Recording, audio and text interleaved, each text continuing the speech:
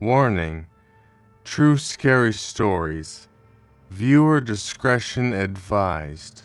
I matched with a woman named Rachel on Bumble last spring. Looking back, I realize how easy it is to manufacture a life online. Her profile was the definition of normal, a marketing professional who loved the outdoors. We talked for a week, and her messages were thoughtful, almost sweet. There were no red flags, just a sense of connection that I was desperate to believe. We chose a quiet, upscale Italian spot for a Wednesday night. I arrived 10 minutes early, adjusted my shirt, and headed inside. I texted her, "Just got here." No reply. I waited by the hostess stand, my phone feeling heavy in my hand. 20 minutes passed. Every time the door opened, my heart jumped, only to sink when it wasn't her. I started to feel that stinging heat of embarrassment. People were looking at the guy standing alone, getting stood up. I was seconds away from walking out when the heavy glass door swung open. A man stepped in. He didn't look like he belonged there. He was mid-40s, wearing a greasy black hoodie that smelled like old cigarettes. He didn't look at the hostess, he walked straight to me. He leaned in, his eyes darting around, and whispered, "Are you Jake?" My blood went cold. How did he know my name? He claimed to be Rachel's brother. He told me she was having a panic attack in the car and was too embarrassed to come inside. "Just come with me to the car," he said, his voice sounding like sandpaper. "I'll drive you both to our house, it's just 2 blocks away. The sidewalks are too icy to walk." Every survival instinct in my body was screaming at me to run. I made an excuse and bolted for the exit. I didn't look back until I was inside my car with the doors locked. As I pulled away, I saw him standing under a flickering street lamp, perfectly still, just watching. When I got home, I messaged Rachel. She replied with the words that still haunt me, "Jake, I don't have a brother. And I've been sitting at that restaurant for an hour. Where were you?"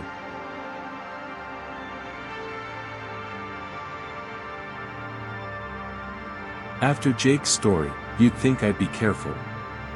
But I matched with Rebecca on Hinge. She was stunning, long blonde hair, a bright smile, and we shared the same twisted sense of humor. We talked for 2 weeks straight. Late-night calls, hundreds of texts. I thought I'd finally found someone real. We planned to meet at an arcade bar downtown on a Friday night at 8 p.m. I pulled into the parking lot of the Joystick Lounge, right on time. The place was surprisingly empty for a Friday. My phone buzzed. It was Rebecca. She said she'd had car trouble and was stuck in the back lot near the delivery entrance. "Can you come meet me by the dumpsters?" she asked. I don't want to walk through the dark alone. My gut started twisting, but I wanted to be the hero. I drove to the back. It was pitch black, lit only by a single flickering orange bulb over a steel door. I didn't see Rebecca's car. I put my car in reverse, but before I could hit the gas, the back door of the bar swung open. It wasn't a girl. It was 2 men, dressed in all black, wearing heavy ski masks. They didn't walk, they sprinted toward my car with terrifying speed. One had a crowbar, the other was reaching into his waistband. I floored it, my tires screeching against the asphalt. I didn't stop until I saw a police cruiser miles away. When the cops checked the Rebecca profile, it was already deleted. But they found a backpack near those dumpsters, filled with zip ties, duct tape, and a camera. They weren't there for a date. They were there to record what they were going to do to me. I haven't been on a date since.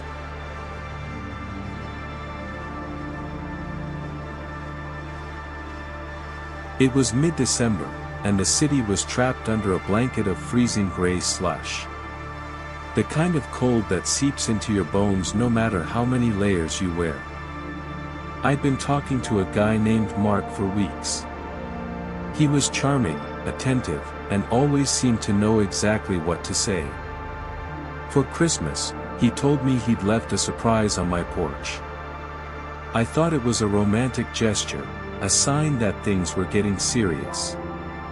I opened my front door, the hinges creaking in the frozen air, and there it was. A small, beautifully wrapped gift box with a blood-red ribbon, sitting alone in the snow. I brought the box inside, my hands trembling. I sat on my sofa, the silence of the house feeling strangely heavy. When I tore the paper open, my heart didn't just sink, it stopped. Inside was a single, rusted metal key, and a grainy Polaroid photo. I picked up the photo, and my blood turned to ice. It was a picture of me, sleeping in my own bed, taken from the dark corner of my room. The angle was impossible unless someone was standing right there. I looked at the key again. It was the spare house key I'd lost 3 months ago. He hadn't just found it. He had been using it. I sat there, frozen, clutching the key until it dug into my palm. Then, I heard it. From the hallway, the unmistakable sound of a slow, rhythmic creak. Creak, pause, creak. Someone was moving toward the kitchen. I realized then that Mark wasn't a stranger from the internet, he was a phantom who had been sharing my home. I grabbed a kitchen knife from the counter, my knuckles white, and stared into the pitch-black hallway. A tall, dark silhouette emerged from the shadows of my bedroom doorway, standing perfectly still, just watching me breathe. I didn't wait for him to move. I bolted out the back door into the freezing night, screaming until my throat burned. The police arrived within minutes, but the house was silent once again. He was gone. But when they searched the basement, they found his nest. Hidden behind a furnace was a dirty sleeping bag, empty food wrappers, and a small hole drilled into the floorboards directly beneath my bed. He hadn't just been visiting. He had been living under me for months, listening to my every heartbeat through the floor. I never went back to that house again.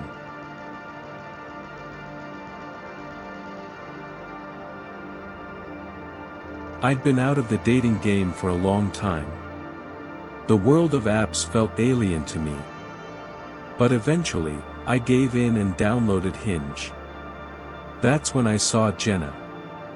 She was stunning, long raven black hair, tan skin, and a smile that seemed too perfect to be fake. We matched instantly. We moved the conversation to Instagram, where she had thousands of followers. Every photo was beautiful, but looking back, there were no tagged photos, no comments from real friends. Just hundreds of thirsty men. I was blinded by her beauty, unaware that I was being systematically hunted by a predator. We agreed to meet at a cocktail bar at 9 p.m. I was nervous, fixing my collar in the car mirror before heading in. Jenna texted me she was parking, but then she stopped replying. That's when a man named Rob sat next to me. He was mid-30s, heavily overweight, with a greasy, patchy beard and breath that smelled like rotting meat. He started talking as if we were old friends.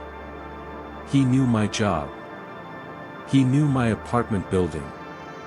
A cold shiver ran down my spine. This wasn't a coincidence. He had been watching my digital life for months.